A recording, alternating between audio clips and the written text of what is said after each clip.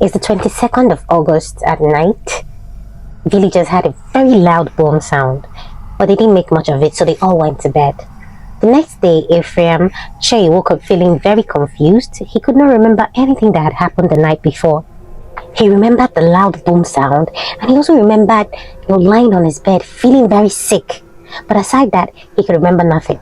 So he looked out of the window to see if he could see any signs of rain because of the thunder-like sound he heard.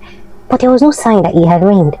So out of confusion, he rushed out of his bed to go check on his children. Instead, he wandered off to his front door with no idea how he got to his front door. So Ephraim lived in the village, this village, Niles. It had no electricity, no running water, no road, and the village was divided into two parts, the Upper Niles and the Lower Niles. Ephraim stayed at the Upper Niles.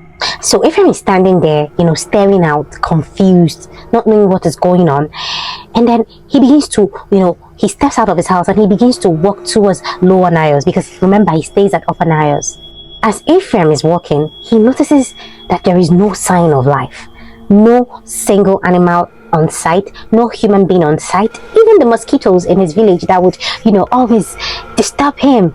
He couldn't hear anything like a mosquito or fly. And he was confused. What is going on? So at this point, Ephraim sees a woman, but this woman is tearing all her clothes off. She's screaming, she's shouting, she's trying to get her clothes out of her body. And Ephraim is just there wondering what is going on. And he looks, around her and begins to notice shapes on the floor. He begins to move close. And he sees that these shapes are actually bodies on the floor. Not just the bodies of animals, even the bodies of human beings. And it was at this point that Ephraim realized that, these bodies actually belonged to the woman's family. So they all looked like they were sleeping, but they had blood on their mouth. It was at this point the woman, rushes her family, and she's screaming, trying to wake her family up, And Ephraim is just, perplexed. He's just shocked, just standing there, watching her like, what, even though Ephraim felt pity for this woman, but there was really nothing much he could do. So instead, he just leaves the woman and begins to rush towards Lower Niles, begins to run so that he can really understand what is happening. Ephraim is running towards Lower Niles. He notices that the only thing he sees on the streets are bodies of dead animals, bodies of dead people, So the first house he sees, he just, rushes in there and tries to see if he could get help. And he saw a woman. The woman was dead. He looked furthermore into the house and then he saw her kids. Her kids were dead. So out of fear, he rushed out of the house.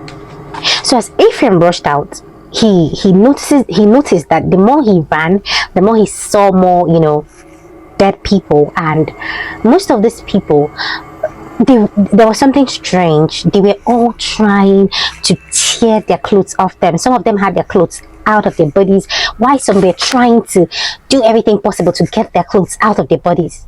So I know if this was you, at this point you'd be thinking you are living in a live zombie apocalypse. Well, for Ephraim, he didn't think that. He only remembered his grandfather had once told him that because there was a lake in Niles, a big lake, he remembered his grandfather telling him that the ghosts of some people who drowned in the past while trying to leave Niles actually reside in that water. So he thought that the village was haunted by ghosts, or maybe the ghost was trying to kill all of them. So all Ephraim kept doing was running from one hut to the other, out of fear. And most of the doors, once he pushes through the door, he'll notice that the entire family is gone. So he got to a particular hut. As he was trying to open the door, a man opened the door, and the name of this man is Joseph McQueen. And him and Ephraim, they wanted to talk to each other, but they just stood there staring at each other. They couldn't talk, they couldn't express themselves. They were just confused and just staring blankly at each other. There was nothing they could really say to each other. Joseph McQueen, on the other hand, the night before, had also heard the loud boom sound that sounded like a thunder. And immediately, he also heard his daughter snoring. And the snoring was really strange. So he was trying to walk to his daughter's room to find out why she was snoring so loud. But he fell. He didn't know what made him so dizzy. He fell and woke up the next morning feeling very confused. So when he walks to his daughter's room, he finds out that his daughter is late. She's dead.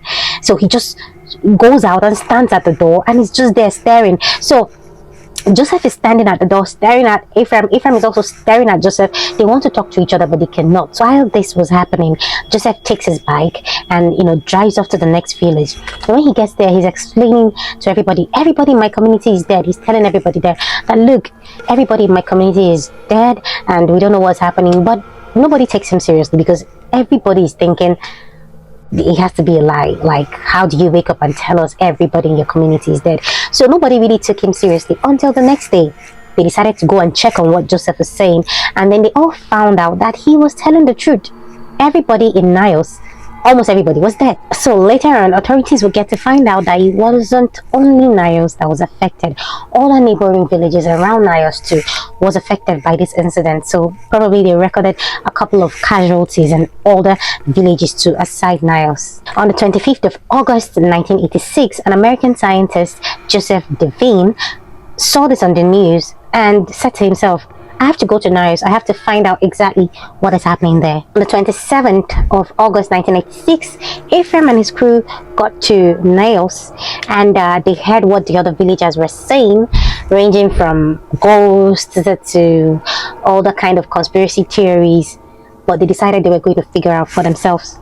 Another reason why Joseph Devine had taken special interest in this particular incident was because 2 years earlier he had witnessed something similar to this in a place called Lake Manoon, where 37 people mysteriously dropped dead. Now, Lake Manoon was 60 miles south from Niles, and the conclusion for the death of these 37 people was unknown natural hazards. Joseph Devine and his crew members decided they were going to take water from Lake Niles, which they did, and they put them in containers and they sealed them.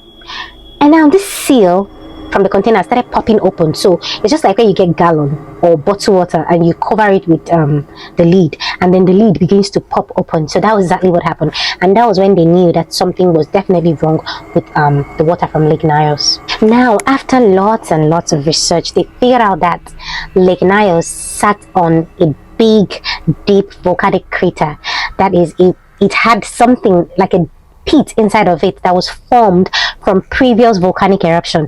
So because of this previous volcanic eruption that caused that pit, Lake Niles contained loads and lots of carbon dioxide. Carbon dioxide is a colorless, odorless gas that we breathe out as human beings. Remember, we breathe in oxygen and breathe out carbon dioxide, right? So now they figured out that when you breathe in lots of this carbon dioxide, it can cause dizziness, nausea, or even worse, it can cause death. Now they figured out that Lake Niles had lots and loads of CO2 trapped inside it, and on the night of August 22 August 1986, something must have caused that CO2 that was trapped inside to just come out. Maybe a big huge rock fell into the Lake Niles, that's a river, or maybe there was another volcanic eruption that happened inside the water. So something must have triggered all that CO2 that was sitting at the bottom of the lake to just come out of the lake and form a very huge cloud, which all the people breathed in lots and lots of quantity, which unfortunately led to their death. Please, if you enjoy the story, I am begging you, please like, share, comment. It would really encourage me to make more contents for you. I love you.